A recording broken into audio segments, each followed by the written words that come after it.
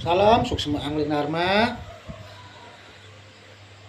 Ilmu Suksma Angling Dharma sejatinya adalah sesuatu yang sangat sakral, yang sangat suci, yang hanya bisa dipergunakan, bisa hidup jika para sinar benar-benar mau menjalankan ajaran kesucian spiritual Suksma Angling Dharma.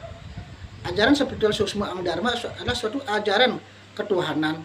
Kenapa dibilang ajaran ketuhanan? Karena ajaran ini berdasarkan atas petunjuk-petunjuk kebenaran ketuhanan yang tentunya yang sesuai dengan yang ada di dalam kitab suci agama apapun, itu mengajarkan kita untuk selalu lebih dekat pada beliau.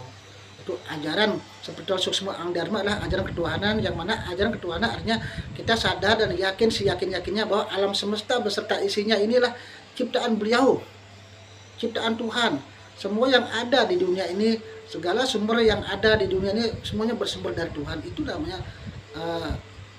ajaran ketuhanan.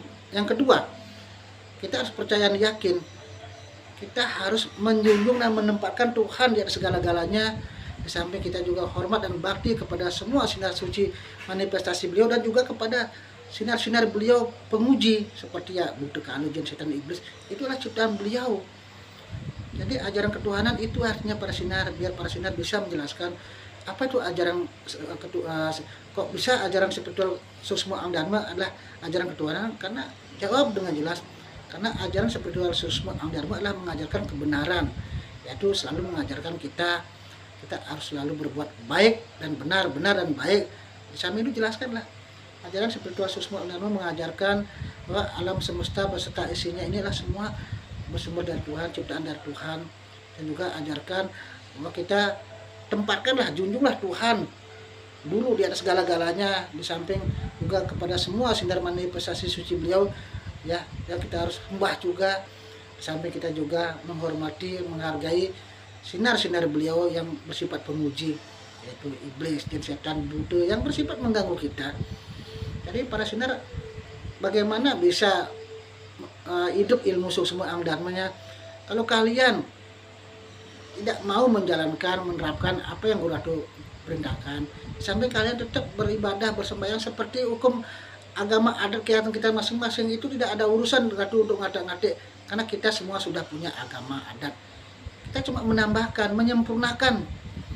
Jadi kalau kita yakin bahwa Tuhan itu ada dalam jiwa kita, apa sih susahnya kita untuk menyadari, meyakini memang benar Tuhan menyatu dalam jiwa kita. Coba kalau tidak ada Tuhan dalam jiwa kita, bagaimana kita bisa hidup?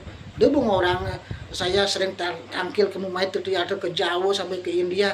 Ya, kalau tidak ada hangkian, kalau tidak ada nafas, tidak ada roh, jiwa, atman, bagaimana bisa hidup?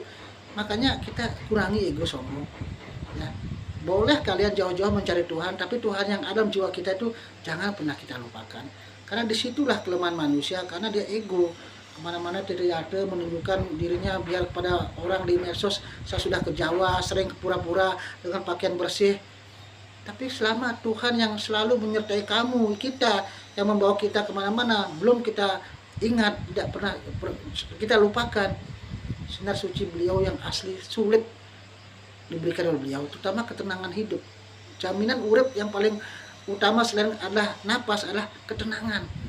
Karena ketenangan ini simbol keselamatan. Keselamatan adalah simbol daripada kita kesempatan untuk berbuat baik di dunia ini, kesempatan kita untuk mengabdi kepada alam semesta, pada Tuhan. Kita di dunia ini kan pengabdian kita kan banyak. Pengabdian kepada Tuhan itu secara lahir memang kita bersembahyang, berdoa, ngaturang sesajen, ya, ngaturang ya apa mungkin yang kita ikhlaskan, kita persembahkan kepada Tuhan di tempat suci. Ya, artinya yang kedua, persembahan kita kepada Tuhan secara lahir adalah kepada semua ciptaannya. Jadi harus seimbang, jangan kita rajin sembahyang, membawa sesajen, bawa buah yang bagus, hanya mungkin persembahan yang mewah-mewah, tapi kita pelayanan kita kepada ciptaan beliau kita tidak ada, atau mungkin ada pun kita pamrih, ataupun kita justru terbalik, rajin bersembahyang, rajin berdoa, rajin membawa segehan, rajin bawa bebanten segala persembahan, tapi kita kepada umat, pada ciptaannya kita semena-mena rugi. Sudah Guru Anu sering bilang, kalian belajar spiritual sini adalah untuk membina pikiran kalian, mental kalian, menjadi mental jiwa yang betul bersyukur, yang rendah hati, rendah diri, menjadi jiwa-jiwa pengayom, cinta kasih, banyak menolong. Bukan jadi seorang spiritual menjadi kalian ego. Oh, saya sudah anak buahnya Ratu, saya sudah Muinten, saya sudah anggota LAD, saya sudah bergelar jero mangku.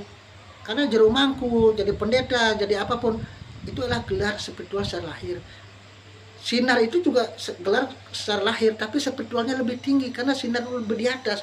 Makanya kalau ada jadi mungkin di antara para sinar jadi mungkin ditasbihkan oleh Tuhan leluhur harus menjadi pemuka agama, pemimpin agama, mungkin jadi gelar sebagai jero atau mungkin pendeta.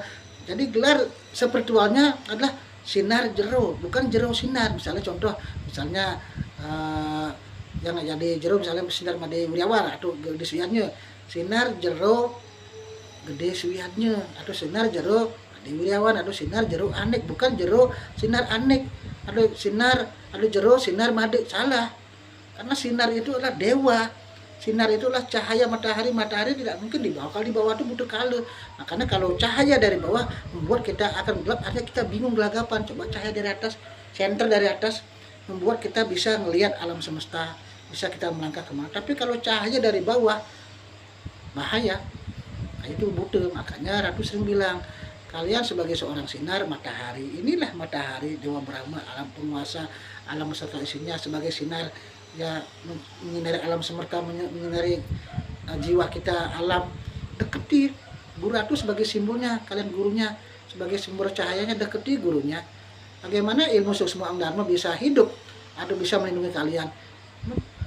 Mendengarkan pencerahan tidak pernah, ya ketemu gurunya tidak pernah, ketemu temannya tidak ada, membayar iuran tidak pernah, kontribusi untuk LAD tidak ada, ya bagaimana?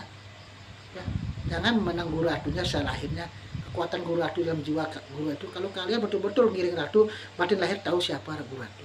Guru Ratu maaf bisa ada di mana-mana, bisa melindungi kalian, bisa menolong kalian dengan secara nyata, ada tapi tidak ada. Silakan, itu adalah tugas kalian, bukan Guru Ratu meyakinkan, tapi kalian punya tugas untuk bisa lebih yakin bagaimana caranya, keikhlasan dan juga pengorbanan.